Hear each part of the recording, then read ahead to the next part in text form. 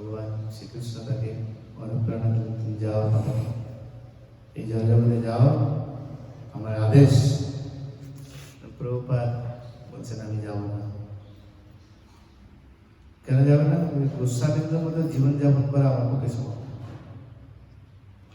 ভগবান কৃষ্ণের সঙ্গে যখন প্রভুপাদের কথোপকথন, এই কথা জন্নিবাস প্রভু বলেছিলেন, আমার পক্ষে এই জগতের গোস্বামীদের মধ্যে জীবনযাপন করা সম্ভব। গাছতলায় বসে বসে থাকা, এক মাটা খেয়ে জীবন ধারণ করা আমার পক্ষে সম্ভব। গাছতলায় গাছের উঠে ভগবান কৃষ্ণ বলছেন তোমাকে কিছু করতে হবে না, তুমি যাবে, তুমি গ্রন্থ লিখবে আর এগুলোকে প্রচারের ব্যবস্থা করবে, আর তোমার গ্রন্থের মধ্যে মায়াবাদকে নাশ করবে। সেজন্য প্রভুপাদের গ্রন্থের মধ্যে মায়াবাদীর সিদ্ধান্ত সব নাকচ করা হয়েছে। এই শ্লোক অনুবাদে তাৎপর্য এখানে মায়াবাদ পরাস্ত হয়েছে। কি না, যখন অচ্চি এবং পিতু মহারাজ যখন তিনি দেহত্যাগ করেছিলেন, তখন তারা দুটো বিমানে করে যাচ্ছে। প্রভুপাদ তাৎপর্য বলছেন যে মায়াবাদীরা যেরকম বলে এখন আমরা মায়ার দ্বারা চলাফেরা করছি, মায়া থেকে মুক্ত হয়ে আমরা ভগবানের সঙ্গে এক হয়ে যাব। বা এখন এক জড় শরীর রয়েছে, জড় শরীর মুক্ত হলে ভগবানের সঙ্গে আমরা এক হয়ে যাব। কিন্তু জীব জীব কখনো এক হয় না, তার প্রমাণ যে তাদের দেহ ধ্বংস হয়ে যাওয়ার পরও তারা চিন্ময় শরীরে দুটো বিমানে করে যাচ্ছে। দুটো শরীর কিন্তু এক হয়, দুটো শরীরের বিমানে করে তারা যাচ্ছে। তাহলে জীব এই দেহ ত্যাগ করার পরও তার অস্তিত্ব কখনো নষ্ট হয় না। সেই ভগবত গীতায় ভগবান বলছেন আত্মা নিত্য এবং সর্বগত স্থানের অচল এবং সনাতন। নিত্য সর্বগত স্থানের অচল এবং সনাতন। আত্মা নিত্য, চিরস্থায়ী, তা কখনো ধ্বংস হয়। নৈনম চিন্তন্তি শস্ত্রাণি নৈনম দহতি পাবক ন চৈনম ক্লেদন্তি আপো ন সুষেতি মানব। আত্মাকে অস্তিত্ব করা যায় না, দুটো পুরানো যায় না, আবার শুকানো যায় না। তাহলে আত্মা নিত্য রয়েছে। সেই জন্য একটা নিত্য কথা বলেছে, নিত্য বস্তু কখনো ধ্বংস, অনিত্য বস্তুর স্থায়িত্ব নেই, নিত্য বস্তুর কোনো বিনাশ নেই। তাহলে আমরা সবসময় আছি, সবসময় থাকবো। জীব মৃত্যুর পর কখনো ভগবানের সঙ্গে এক হয়ে যেতে পারে না। এটা মায়াবাদ ধ্বংস করে দিয়েছে প্রভুপাদ। অনেক অনেক জায়গায় প্রভুপাদ এরকম মায়াবাদকে ধ্বংস করেছে। সেই জন্য ভগবত গীতায় ভগবান মায়াবাদীকে বলছেন যারা বুদ্ধি অব্যক্তম ব্যক্তিপামন্য মন্নত মাম অবুদ্ধ,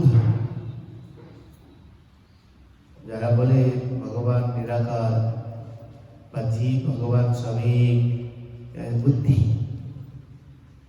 এই জগতে কোনো কিছু এক নয়, সব কিছু আলাদা। তো সিদ্ধিধর্ম প্রভু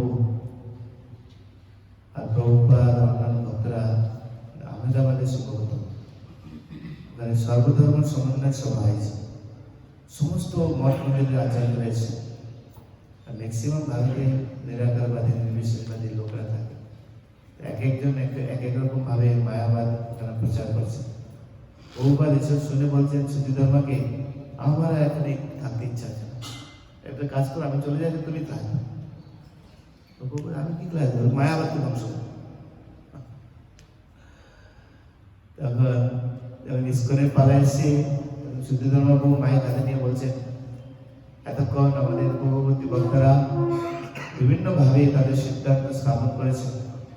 সিদ্ধান্তের মূল বিষয় যেটা দেওয়া হলো, জীব আর ভগবান আমরা সবাই এক। সবাই হাততালি দিতে চলে, বাহ, আমাদের সিদ্ধান্ত সব বলে দিয়েছে। তারপরে বলছেন, আমি আমার পূর্ববর্তী বক্তাদের কাছে প্রশ্ন রাখতে চাই, তারা সব বলেন সব এক। শ্রী জগন্নাথ মন্দির সূত্র মহারানী কি, তাদের কাছে আমি প্রশ্ন রাখতে চাই যে কলকাতায় কেসি দাসের রসগোল্লা প্রসিদ্ধ, তো সেই রসগোল্লা আর পায়খানা কি এক?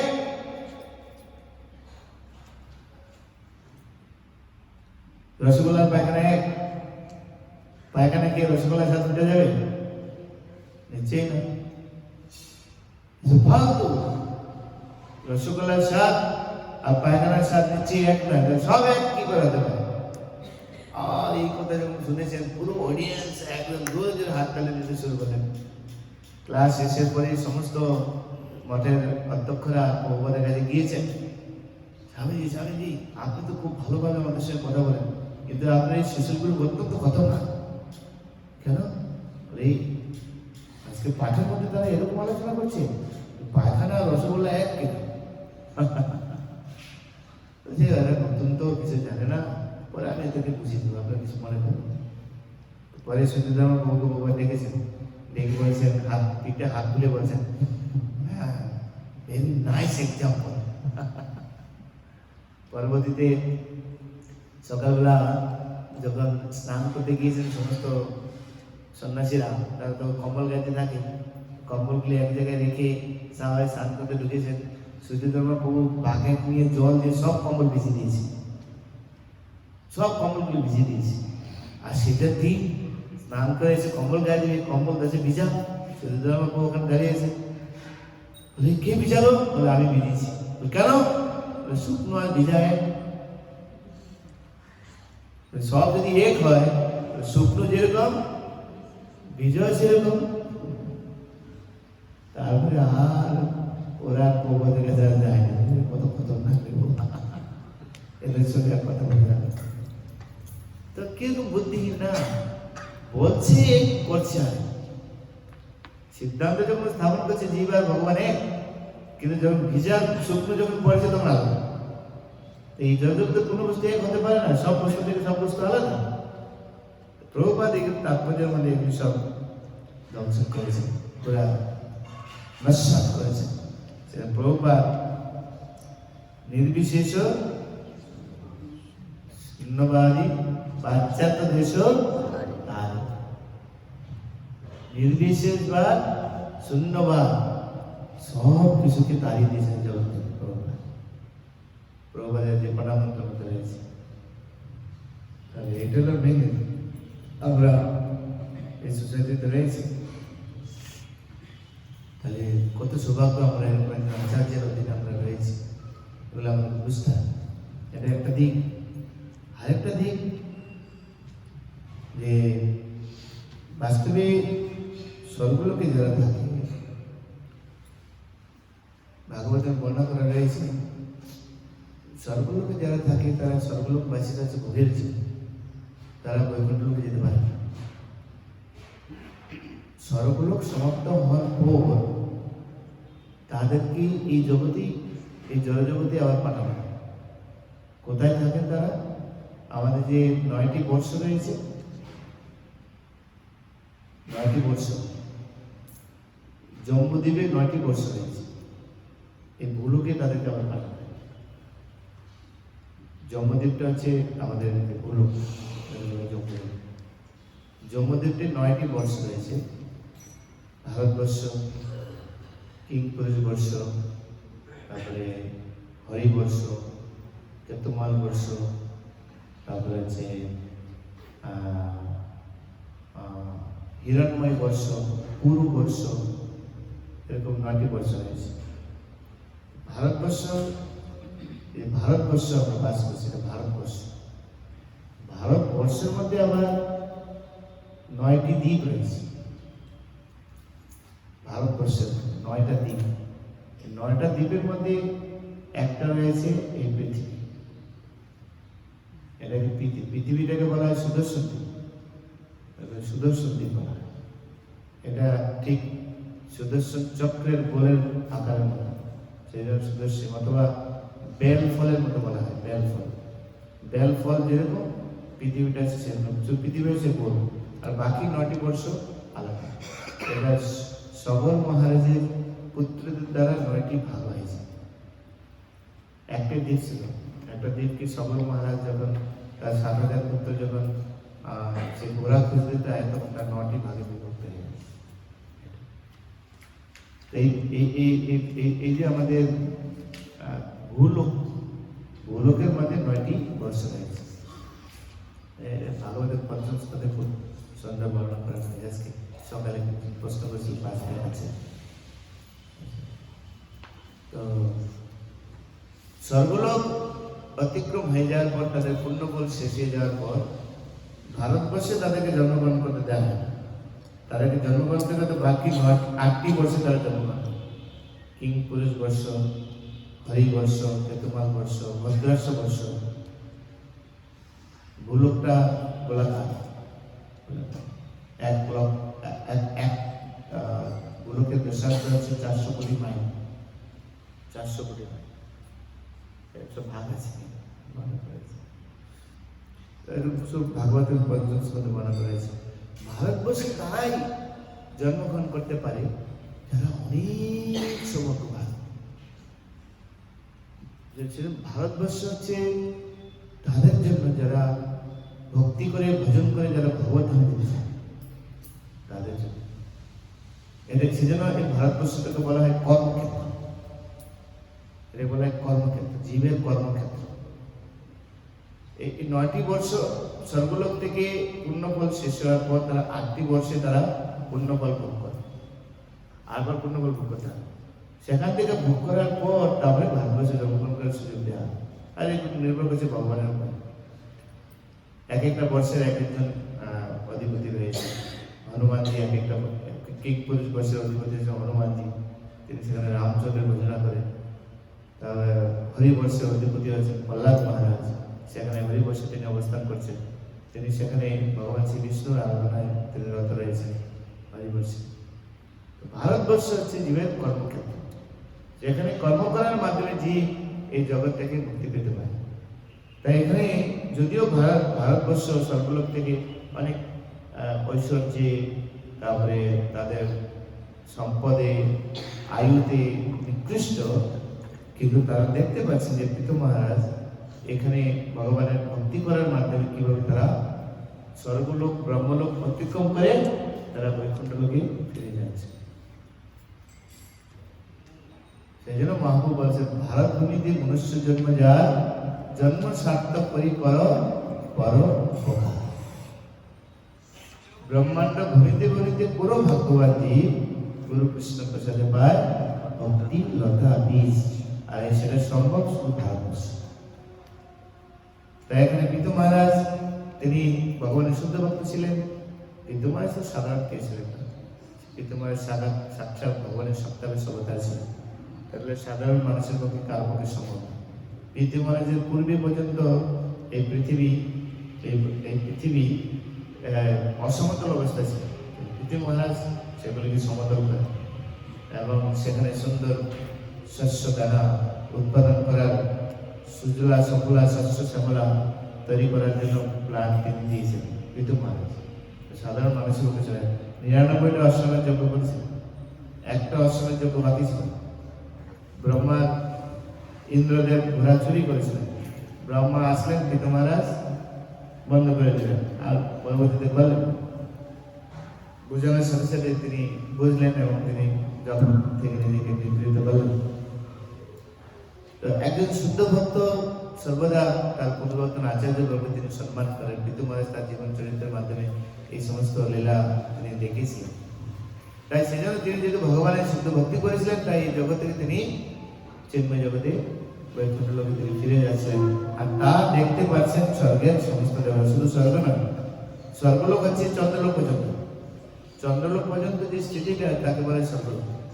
তার উপরে মহলোক, জনলোক, তপলোক, সত্যলোক, ব্রহ্মলোক পর্যন্ত। সত্যলোক নেই, ব্রহ্মলোক। তো তাদের সমস্ত পত্নীরা দেখতে পাচ্ছেন যে পিতু মহারাজ তাহলে এই ভূলোকের মধ্যে যে পৃথিবীতে আমরা বাস করছি কত ভাগ্যবান। কিন্তু আমরা কতটুকু গুরুত্ব দিচ্ছি। হরিদ্বার, উত্তর দিকে রয়েছে হরিদ্বার। ভারতবর্ষের মধ্যে ভারতখণ্ড, আমরা ভারতখণ্ডের মধ্যে আছি। এই ভারতখণ্ডে আছে এই পৃথিবী, যা আছে বেল ফুলের মধ্যে। পৃথিবী স্থির, পৃথিবী ঘুরছে না। পৃথিবীটা লাঠির মধ্যে ঘুরে না বলে, ঘুর লাঠির মধ্যে ঘুরে তাহলে আমাদের সূর্য চন্দ্র উদিত হবে অন্যভাবে দেখবো আমরা। তো তাই না বিজ্ঞানীরা প্রমাণ করেছেন যে পৃথিবী ঘুরে না। কি যেরকম দক্ষিণ সাগরে একটা জায়গা রয়েছে যেখানে কেউ যেতে পারে, বিমান গেল বেরিয়ে যায়, জাহাজ গেল বেরিয়ে যায়, বারমুডা ট্রায়াঙ্গেল। যদি পৃথিবী ঘুরতো তাহলে টাঙ্গুল কি এক জায়গায় থাকতো না? এক জায়গায় থাকতো, এক জায়গায় আছে। তাহলে পৃথিবী ঘুরলে তো সব কিছু ঘুরবে না, দেশ ঘুরবে, সব কিছু ঘুরবে। তো বসে আছে বারমুডা ট্রায়াঙ্গেল কেন অতিক্রম করা যাচ্ছে?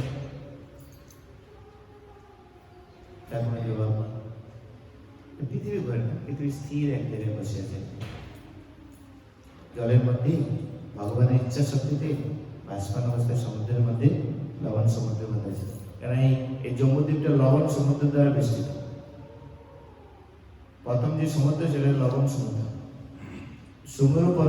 সুমেরু পর্বতের মিডল পজিশন, তার এইদিকে তিনটে, ওইদিকে তিনটে, আর দুই পাশে দুটো, আর মিডল পজিশন আছে একটা, কেতুমাল বর্ষ, ভদ্রাংশ বর্ষ, আর হচ্ছে ইলাবর্ত বর্ষ। সুমেরু পর্বতের পূর্ব সাইড হচ্ছে ভদ্রাংশ বর্ষ, উত্তর সাইড হচ্ছে কেতুমাল বর্ষ, আর ইলাবর্ত হচ্ছে সুমেরু চারদিকে। আমার কাছে ফটো আছে, ফটো দেখলে কেতুমাল বর্ষ আর ভদ্রাংশ বর্ষ তিনটে, আর উপরে উত্তর দিকে তিনটে, দক্ষিণ দিকে তিনটে।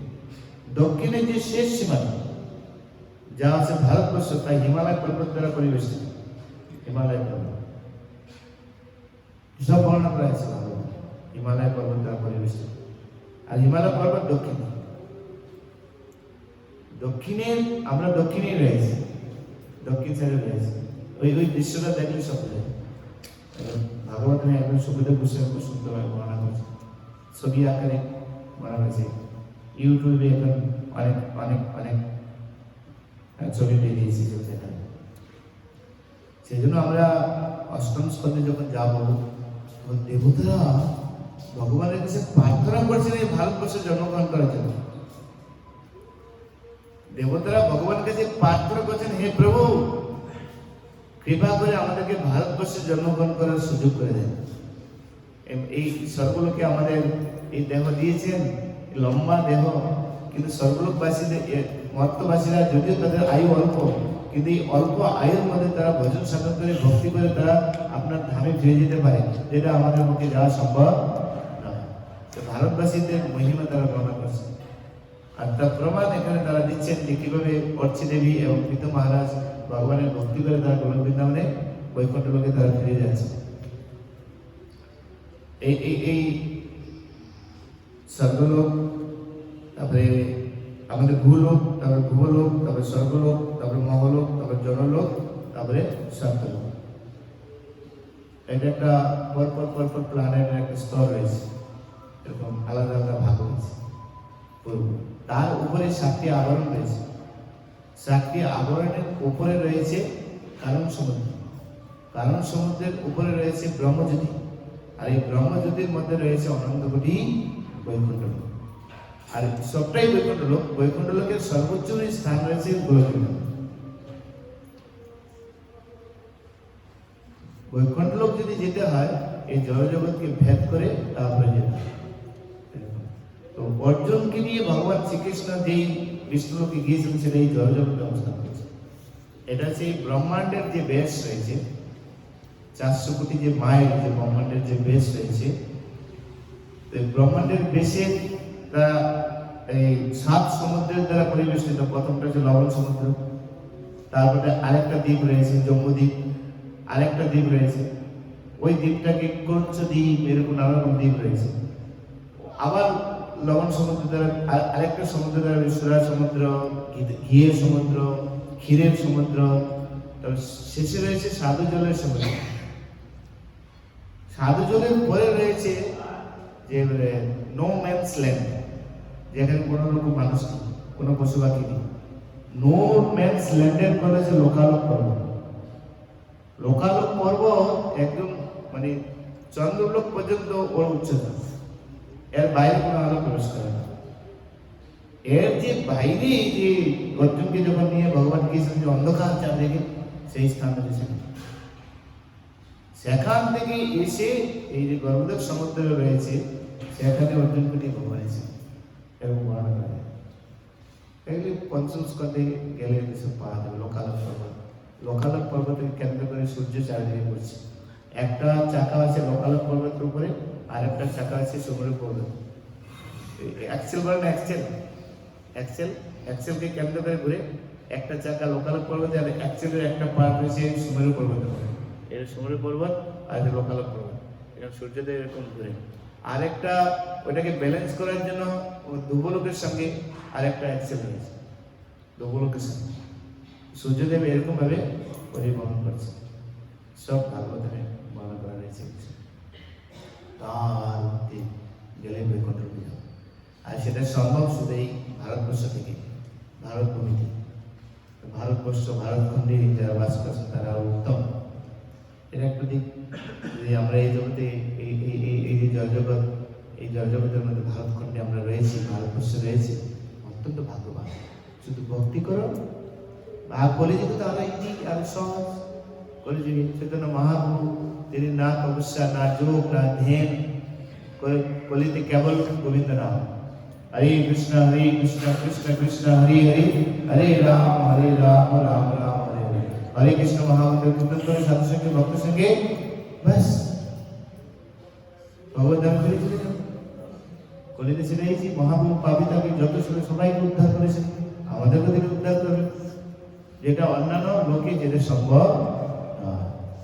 সেই জন্য বলা হয় এই জড়জগতে থেকে কোনো ভক্ত, কোনো মানুষ যদি চিন্তা করে যে আমি আজকে ভক্তি করব, কৃষ্ণের ভজনা করবো আমি আজকে, সেই দিন থেকে স্বর্গলোকে হালচাল শুরু হয়ে যাবে। স্বর্গলোকবাসীরা তারা তার আরতি করার জন্য আরতি প্লেন রেডি করতে থাকে। স্বর্গলোকে ফিরে যাবে, তাকে আরতি করা হবে, একটা কমপক্ষে একজন ভগবান নামে ফিরে যাচ্ছে। আর ব্রহ্মাজি মালা গাঁথতে শুরু করে, মালা গেঁথে তাকে গলায় পড়ে, কারণ মালা গাঁথতে গাঁথতে যে সময়টা 100 বছর সেদিন হয়ে যাবে।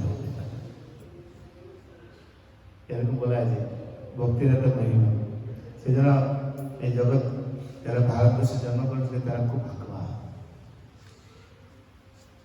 বহু পুণ্যের ফলে ভারতবর্ষে জন্মগ্রহণ করার সুযোগ পায়। কিন্তু আমরা যারা ভারতবাসী, আমরা কতটুকু বুঝতে পারছি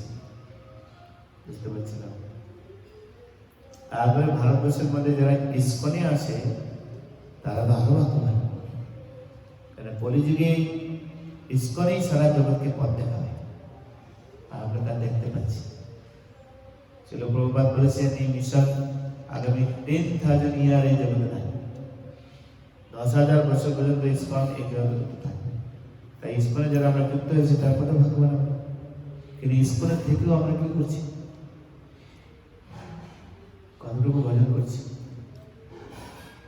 ভজনের জন্য যদি চাপ দেওয়া হয় তাহলে কালো হয়ে যায়, মাথা খারাপ হয়ে যায়, পালিয়ে যাবো, থাকবো না এখানে, অনেক কিছু আমাদের মোবাইল টোবাইল নিয়ে যাওয়া আছে, হাত থেকে মোবাইল থেকে মোবাইল আসতে পারে না, মোবাইল টোবাইল নিয়ে যাওয়া আছে, আর মাথা খারাপ হয়ে যাচ্ছে। কত দুর্ভাগ্য। স্কুল থেকেও আমরা বুঝতে পারছি না।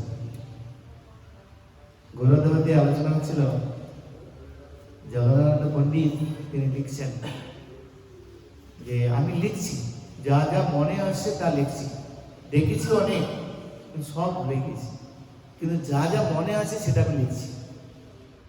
চৈতন্য মহাপ্রভু যখন নরসিংহপল্লী থেকে অলকানন্দের পাশে সেই তোতা পাখির সঙ্গে মহাপ্রভুর যে কথোপকথন সুখ পাখির সঙ্গে, সেটা করতে করতে করতে যখন গৌরা দহতে এসছেন, গৌরা দহ হচ্ছে অভিন্ন কালীয় দহ, অভিন্ন কালীয় দহ।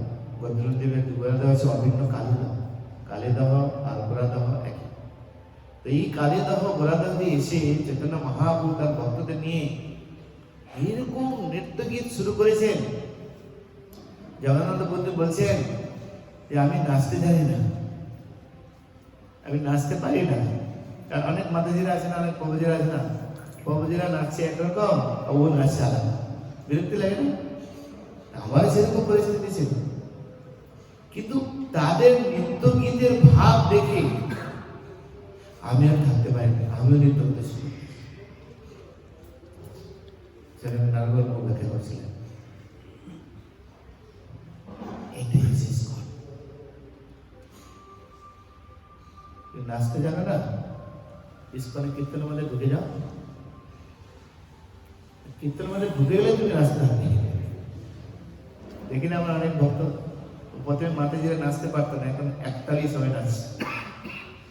বাইরের লোক একটা ভালো ড্যান্সার নিয়ে আসে, নাচতেই পারবে না, পা কোথায় যাবে, কোমর কোথায় যাবে তা ঠিক না।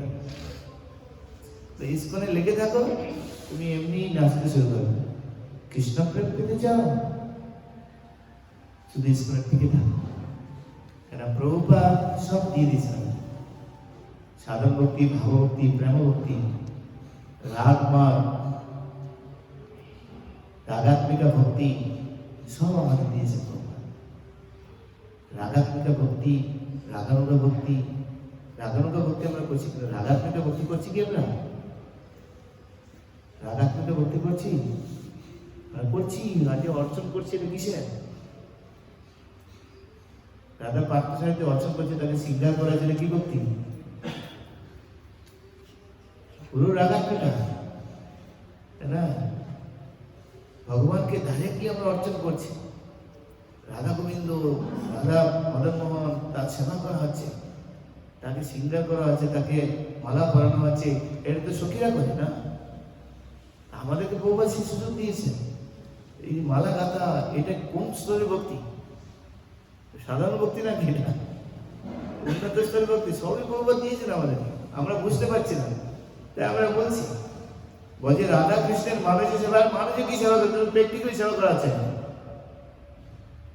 হ্যাঁ কি না? সব প্রভুপাদ দিয়েছে, শুধু ইসকনে টিকে থাকলে আমাদের হয় না। ইসকনের মধ্যে থাকলে তুমি পেয়ে যাবে। প্রেম ভক্তি পেতে চাও, প্রেম ভক্তি রয়েছে। জয়নিবাস প্রভু, পঙ্কজাঙ্গি প্রভু কি নেই? তারা কত বড় ভক্ত, প্রেমের স্তরটা। রাধানাথ স্বামী মহারাজ, গুরু মহারাজ আদি ভক্তরা কে নেই? এই টুরে, এই পদে আমাদের এই যে পরিক্রমায় এক মাতাজি আমাদের এসেছে, কাঁদতে কাঁদতে এসেছে, প্রভু আমি আমার মনের কথা বলতে চাই, বলুন কি বলুন। ওই মহারাজের কাছে যাবো ভাবছিলাম, কিন্তু মহারাজ শুনে কি ভাববেন যাচ্ছে না, কিন্তু আপনি শুনবেন আমি এইটুকু আশা করছি। কার কাছে বলুন, কি বলুন? আমরা বিদ্যানগরে আসছিলাম কীর্তন করতে, প্রচুর কীর্তন হচ্ছে, প্রচন্ড কীর্তন হয়েছে, মানে শুভনিতায় প্রভুর কীর্তন আর হচ্ছে নবদ্বীপ স্বামী মহারাজের অপূর্ব কীর্তন। যখন কীর্তন চলছিল, আমি আকাশে দেখতে পাচ্ছি চৈতন্য মহাপ্রভু তার পার্শ্ববৃন্দ সহ সবাই কীর্তন করছে। তার পাশে রয়েছে ভক্তি সিদ্ধান্ত সরকার কীর্তন করছে, আর তার ভক্তি সিদ্ধান্ত সরকার ঠাকুরের সামনেই তার পিছনেই রয়েছে ছিল প্রভুপাদ। প্রভুপাদ তো দুহাত তুলে কীর্তন করছে, বলছেন আর বলে দেন আমার শরীরটা দেখো পছন্দ খারাপ হয়ে গেছে। আচ্ছা আপনাকে বলেন, অদ্যাপিও সেই লীলা করে গোরা রায়, কোনো কোনো ভাগ্যবান দেখিবারে পায়। ছিল প্রভুপাদ লোটাস বিল্ডিং এর বারান্দায় দাঁড়িয়ে আছে, 1976 না 74 এরকম কিছু সময়। প্রভুপাদ চিৎকার করছেন, সবাই আসো, সবাই আসো, তোমরা দেখতে পাচ্ছ, তোমরা দেখতে পাচ্ছ? কি দেখতে পাচ্ছি? তোমরা দেখছো, দেখছো? কিছু দেখতে পাচ্ছি না। কি দেখছে? চৈতন্য মহাপ্রভু দেখো তার সমস্ত ভক্তদের নিয়ে নৃত্য করতে যাচ্ছে। জমির দিক থাকে, আগে তো কিছু ছিল না, না অন্য কোনো বিল্ডিং ছিল, রোডার বিল্ডিংটা ছিল প্রথমে, ফার্স্ট রোডার বিল্ডিং। এবং তো পূর্ব দিকে বারান্দায় দাঁড়িয়ে প্রভুপাদ বলছে, প্রভুপাদ দেখেছেন অনেকবার। এখন কোনো কোনো ভাগ্যবান দেখতে পারে, ভজনেই যখন ভক্তি সিদ্ধান্ত, ভক্তি কি নাম আমাদের জগন্নাথ দাস বাবাজি মহারাজ, জগন্নাথ দাস মহারাজ বলছেন, যখন তুমি হরিনামে সিদ্ধ অবস্থা প্রাপ্ত হবে তখন তোমার পক্ষে এই সব কিছু দেখা সম্ভব। হরিনামে সিদ্ধ অবস্থা। একজন প্রশ্ন হচ্ছে, বাবা যে হরিনামে সিদ্ধ অবস্থা কি করে লাভ করা যাবে? তখন বলছেন, তোমাকে দুটো জিনিস করতে হবে। এক, তোমাকে নিয়ম করে হরিনাম করতে হবে। নিয়ম করে হরিনাম মিন্স, তুমি যদি নিয়ম করো, আজকে আমি 10 মালা জপ করবো, 10 মালা জপ না করে কোনোদিন আমি একটা জলও পান করবো না, ওইটা তোমাকে নিয়ম করতে হবে। তার জন্য তুমি যদি তোমার হার্ট ফেল হয়ে যায়, তোমার যদি হার্ট অ্যাটাক হয়ে যায়, তোমার যদি মৃত্যু হয়ে যায়, মৃত্যু হয়ে যাবে, কিন্তু 10 মালা জপ না করে আমি 1 গ্লাস জলও আমি খাবো, গলা শুকিয়ে যদি মৃত্যুবরণ হয়ে যায় তবু আমি খাবো, এরকম নিয়ম করতে হবে।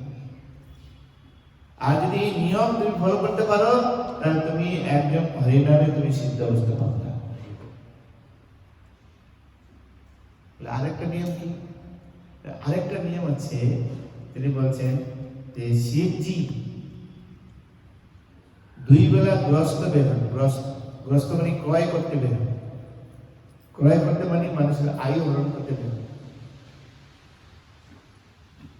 আর এই 2 সময় তোমাকে হরিনামে মগ্ন হয়ে থাকতে হবে। কোন 2 সময়? সন্ধ্যা থেকে রাত 10টা পর্যন্ত, আর 3টে থেকে সকাল পর্যন্ত। ভোর 3টে থেকে সকাল পর্যন্ত। ভোর 3টে থেকে সকাল পর্যন্ত, সন্ধ্যা 6টা থেকে রাত 10টা পর্যন্ত। এই 2 সময় তোমাকে হরিনামে মগ্ন হয়ে থাকতে হবে। এই দুটো নীতি যদি তুমি গ্রহণ করতে পারো, তাহলে তুমি নামে সিদ্ধি অবস্থা প্রাপ্ত হবে। আর জগন্নাথ দাস মহারাজ সেই সিদ্ধ অবস্থা প্রাপ্ত হয়েছিলেন। সেই জন্য আমরা দেখি, যখন 100 বছর জগন্নাথ দাস মহারাজ 100 বছর বৃন্দাবনে ছিলেন, 30 বছর ধরে তিনি এই নবদ্বীপে তিনি ভজন করছিলেন। 30 বছর। এখন যে জগন্নাথ দাস ভজন করে রয়েছে সেখানে, ওখানে একটা বৃক্ষের তলায় তিনি ভজন করতেন। জগন্নাথ দাস জন্য অপ্রকট হন, তখন এই গাছটা শুকিয়ে যায়। শুকিয়ে যাওয়ার পর ওর বাকলা যখন খোলা হয়েছিল, ওই বাকলার প্রতিটা গায়ের মধ্যে হরে কৃষ্ণ কৃষ্ণ কৃষ্ণ হরে হরে, হরে রাম রাম রাম হরে হরে লেখা ছিল। বাকলার কিরকম বাকলার ভিতরে লেখা ছিল, বৃক্ষ মানে তার হরিনাম এমন ভাবে অ্যাকসেপ্ট করেছিলেন, তার বাকলের মধ্যে লেখা হয়েছে কিরকম হরিনাম করেছিল। সেই জন্য জগন্নাথ দাস মহারাজ বলছেন যে যদি কেউ সিদ্ধ হতে চায় নাম হরিনাম, তাহলে তাকে এই 2টি নিয়ম তৈরি। 1, নিয়ম করতে হবে তোমাকে পরে। 2, 3টে থেকে সকাল পর্যন্ত মানে 9টা পর্যন্ত, আর সন্ধ্যা 6টা থেকে রাত 10টা পর্যন্ত। এই 2 সময়ে তুমি কোনোদিন ঘুমাবে না, কোনোদিন খাবে না, কোন রকম খারাপ কাজ করবে না, শুধু হরিনামে মগ্ন হয়ে থাকবে। আচ্ছা, জগন্নাথ দাস বাজি মহারাজের এই স্থিতি প্রভুপাদ আমাদের দিয়ে গেছে। সকাল 9টা পর্যন্ত মর্নিং প্রোগ্রাম। সকালে যদি মর্নিং প্রোগ্রাম অ্যাটেন্ড করতে হয়, 3:30 ঘুম থেকে উঠতে হবে। স্নান করতে করতে মঙ্গল আরতির সময়, মঙ্গল আরতি করার পর জপের পরে ভাগবত পাঠ, দর্শনারতি পরে ভাগবত পাঠ, 9টা পর্যন্ত শেষ। 9টা বেজে গেছে, সকাল 9টা। আর সন্ধ্যা আরতি পরে গীতা পাঠ 9টা পর্যন্ত। প্রভুপাদি শুধু ইস্কনে লিখে থাকবে, বাস। হাল্লা ছিল না, বেশি দেখাতে দিও না। চাচা আপন বাঁচা, এখানে এই জায়গাটা চাচা আপন বাঁচা। আর কোনো ভক্ত যদি এইভাবে তার জীবনকে এরকম ভাবে সাজাতে পারে, গ্রামটি এই সোসাইটি তার একটা বলিষ্ঠ পদে সে চলে যাবে। সোসাইটিকে এগিয়ে নিয়ে যাওয়ার জন্য বলিষ্ঠ ভূমিকা সে পালন করে। তার দ্বারা সমাজের অনেক সংস্কার, তার দ্বারা বহু ভক্ত অনেক অনুপ্রাণিত হয়। গ্রান্টেড, কিন্তু আমরা ভোজন করছি, অবস্থা খারাপ। সেই জন্য আমাদের সেই জন্য প্রবলেম, সমস্যা।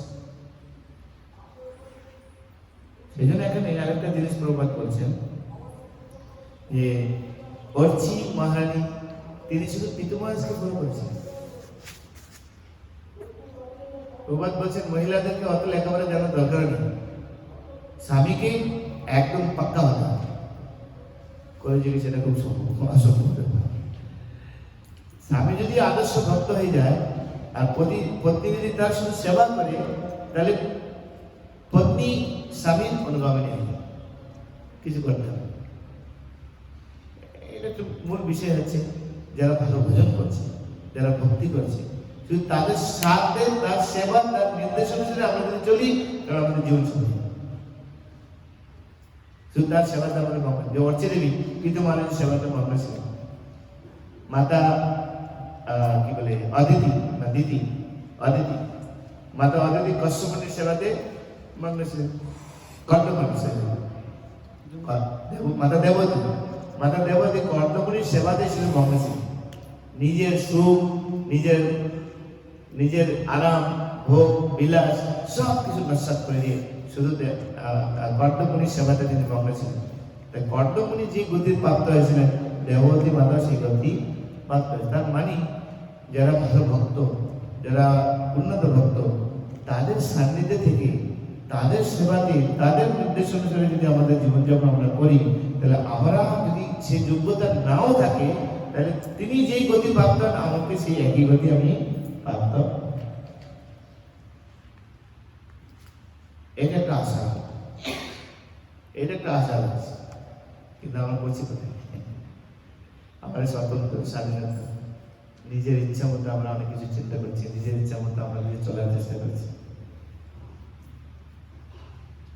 কালকে একটা লেকচার শুনছিলাম, হ্যাঁ আমি এখন প্রতিদিন লেকচারগুলি শুনছি, শুধু এই 7 দিন পরিক্রমাতে যা ছিলাম সব লেকচারগুলি শুনছি। আজকে সকালে শুনছিলাম রাজা সুবর্ণ সেনের কথা শুনছিলাম, যে সুবর্ণ সেন তিনি সংসারের প্রতি তার কথা আসক্ত ছিল। নারদ মুনি তাকে বোঝাচ্ছি যে সংসারে আরতি না করে গৌরাঙ্গ মহাপুর তুমি আরতি শুরু করো, তাহলে তোমার জীবন ভাঙা হবে, জীবন সার্থক হবে। নারদ সেই কথাতে সুবর্ণ রায় সেন তিনি একটুখানি তার মনোভাবটা চেঞ্জ করেছিলেন। আচ্ছা, নারদ মুনি যখন বলতেন হতে পারে, তাহলে আমি কিভাবে করব? সংসারের আসক্তি রয়েছে, আবার নারদ মুনি যেটা বলতেন সেটাও সত্য। তার মনটা একটু কিঞ্চিত পরিমাণে এই মহাপুর রূপ দর্শন, মহাপুর লীলাতে অংশগ্রহণ করার জন্য মানুষের উদ্ধার হয়েছে। তার ফলস্বরূপ মহাপুর এসে তাকে রাতে দর্শন দিয়েছেন। তার সেই অপূর্ব রূপ দর্শন করে সুবর্ণ সেনের এই জলজাগতিক যে আসক্তি সংসার হয়ে গেছে, এবং কাঁদতে কাঁদতে মহাপুর চরণ তিনি বলেছিলেন, আপনি আমাকে উদ্ধার করুন, কিভাবে আপনি সংসার থেকে মুক্ত হচ্ছেন। তার কারণেই তুমি এই লীলাতে, আমার নবদ্বীপ লীলাতে অংশগ্রহণ করবে, পর্বতে তুমি বুদ্ধিমত্তা খান হবে, তুমি আসবে আমার লীলাতে সহায়ক হবে। বিষয়ে যে প্রীতি আসলে আমার সেই মতো প্রীতি হোক চরণে তোমার। সংসারের প্রতি যে মায়া, সংসারকে যদি আমরা আরতি করি, তাহলে এই সংসার চক্রে আমরা পুনরপি জননাম, পুনরপি মরণাম, পুনরপি জননী জন্মে স্বয়ং। এবং সেই আরতি যদি আমরা গুরু পরম্পরা রাধা মাধব, রাধা পার্থ সাহেব, শ্রী জগন্নাথ বলদেবের উদ্দেশ্যে যদি আমরা করতে পারি, তাহলে এই সংসার বন্ধন সিদ্ধন হয়ে আমরা তার ধামে আমরা ফিরে যেতে পারি। রতি কোথায় আমাদের, তার উপর নির্ভর করছে সবকিছু। যাদের রতি এইদিকে থাকবে, তাদের চিন্তা ভাবনা, তাদের ভাবনা, তাদের চাল চলন সম্পূর্ণ স্বাভাবিক, সেগুলো দেখেই বোঝা যাবে। এখানে মাতা অর্চি সেই মহান ভক্ত পিতু মহারাজ, তার সেবাতে তিনি মগ্ন ছিলেন।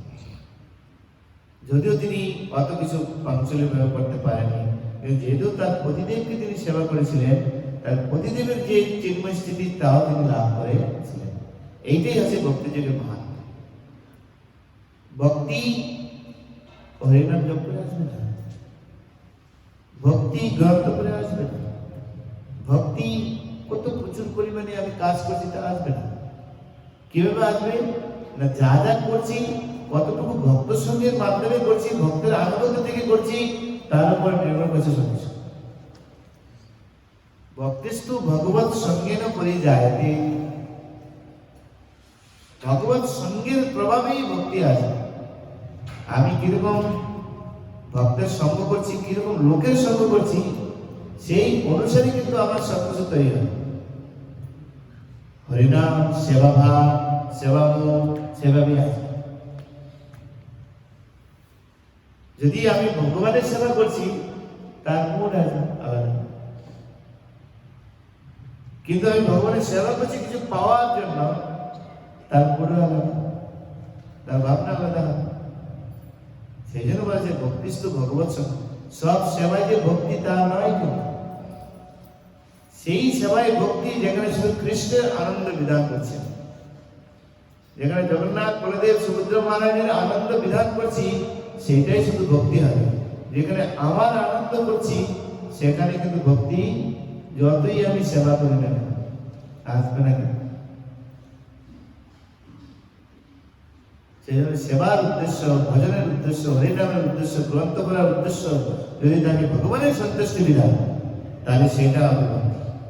আর তা না হয় তা কর্ম, সকাম কর্ম, তারপরে অন্যান্য কর্মকাণ্ড, জ্ঞানকাণ্ড ইত্যাদিতে বসে যায়। ভক্তি যুগে আসবে না। অন্নাভিলাষিত শূন্যম জ্ঞান কর্ম অনাবৃতম আনুকূল্য কৃষ্ণ অনুশীলনম ভক্তি উত্তম, যেখানে শুধুমাত্র ভগবানের আনন্দ বিধান। আর যদি কেউ ভগবানের আনন্দ বিধান করার জন্য যদি কোনো কিছু করে, তাহলে সেই সেবার মধ্যে তার কোনো ত্রুটি আছে, কারণ নিজস্ব কোনো কিছু নাই। আত্মেন্দ্রিয় প্রীতিবাঞ্ছা তারপরে কাম, আর কৃষ্ণেন্দ্রিয় প্রীতিবাঞ্ছা ঘরে প্রেম, সে আনন্দ পাবে, সে আরো আনন্দ পাবে, আরো বেশি করে আনন্দ পাবে, কারণ আনন্দ আমাদের বর্তমান। আর নিজের জন্য যতটুকু গুড় দিবে ততটুকু মিষ্টি পাবো, এরকম যদি মেন্টালিটি হয় তাহলে সেবা যতই করে আনন্দ পাবো না। বুঝে নেবে শাস্ত্রীয় চিন্তা। এখন সেজন্য দরকার ভক্ত সঙ্গ। ভক্ত সঙ্গ না হলে এইসব আসবে। যে যেরকম সঙ্গ করবো সেরকম ভাবনা তৈরি করবে। একজন হয়তো ফ্রি সার্ভিস করছে, আরেকজন এসে বলছে তুই আমাদেরকে সর্বনাশ করে দিচ্ছিস এত সেবা করে। প্র্যাকটিক্যাল দৃষ্টান্ত, এত সেবা কেন করছিস, কত টাকা দেয় তোর জন্য আমাদের এত থাকতে হচ্ছে। এরকম বলছে, ওই নিয়ে মিটিং করতে হয়, ওই নিয়ে মিটিং করতে হচ্ছে। কলিযুগটা কি, আপনি যদি বেশি সেবা করেন আপনার পিছনে কলি লাগবে। এই তুই যদি এত সেবা কর, তোর সেবা তোর জন্য আমাদেরকে, তোকে দিয়ে আমাদেরকে উদাহরণ দিয়ে দেখাচ্ছে, আপনার পিছনে লাগবে করেছে করে ডেঞ্জারাস। ভক্তি করবে, ভক্তি করার মধ্যে তোমাদের পাশনটা ভগবান কলি বলছে। ভগবানের সেবা করছো না, সেবার মধ্যে তোমাকে মায়াবান ভগবান। সেজন্য কয়ে যান ভক্ত সঙ্গ। ভক্ত সঙ্গে যখন আমরা ভজন করব, সেবা করব, তখনই আপনি আনন্দ পাবো। তখন সেই সেবকের ভক্তি পাবো।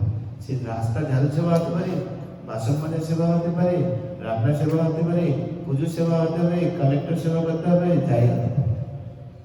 সেই জন্য সন্ন্যাসী কি মোর প্রয়োজন, প্রেম প্রয়োজন। প্রেম কুমার মহা, প্রেমের উপরে আর কোনো বস্তু নেই।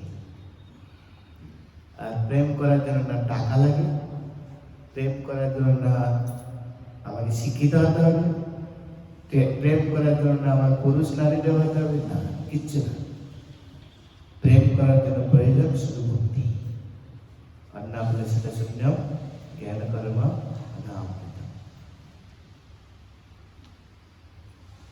সুতরাং সেই প্রেম করতে গেলে আপনাকে প্রেমিক ভক্তের সঙ্গেই থাকতে হবে। কার প্রেম রয়েছে ভগবানের প্রতি খুঁজে বেড়ান, তার সান্নিধ্যে থাকুন, তার নির্দেশ অনুসারে চলুন। তাই অর্চি দেবীর মতো যদি যোগ্যতাও না থাকে, সোজা ভগবানটা হয়ে যাবে। শুধু করতে পারলে, লেগে থাকতে পারলে গ্রান্তি একটা ভাগবত তার। হরে কৃষ্ণ কৃষ্ণ কৃষ্ণ হরে হরে, হরে রাম রাম রাম হরে হরে। প্রভুপাদ কি